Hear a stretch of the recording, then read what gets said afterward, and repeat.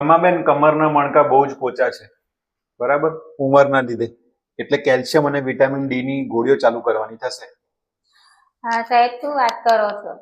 છેલ્લા 2 વર્ષથી મારે કેલ્શિયમની ગોળીઓ ચાલુ છે. એ પણ મારો છોકરો ઓસ્ટ્રેલિયાથી મોકલાવે છે.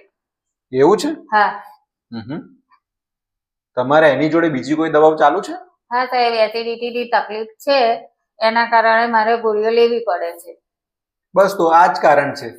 મોટાભાગની કેલ્શિયમ પ્રિપરેશનમાં હોય છે કેલ્શિયમ કાર્બોનેટ, જેના એબ્ઝોર્પ્શન માટે જરૂરી છે પાચક રસનો એસિડ, અને એન્ટાસિડની ગોળી સાથે એનું એબ્ઝોર્પ્શન થવાનું નથી, તો રિઝલ્ટ નથી મળવાનું.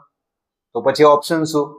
તો 2 ઓપ્શન છે. પહેલું ઓપ્શન કે કેલ્શિયમ કાર્બોનેટની ગોળી અને એસિડિટીની ગોળી બંને વચ્ચે 2 થી 3 કલાકનું અંતર રાખો. નહીં તો પછી બીજું બેસ્ટ ઓપ્શન, કેલ્શિયમ સાઇટ્રેટ વાળી પ્રિપરેશન પસંદ કરો, જેના એબ્ઝોર્પ્શનને એન્ટાસિડ ગોળી સાથે કંઈ જ લેવા દેવા નથી. બાકી એસિડિટીની ગોળી સાથે કેલ્શિયમ કાર્બોનેટ ઇન્ડિયાની ખાશો કે ઓસ્ટ્રેલિયાની, એનું રિઝલ્ટ મળવાનું નથી.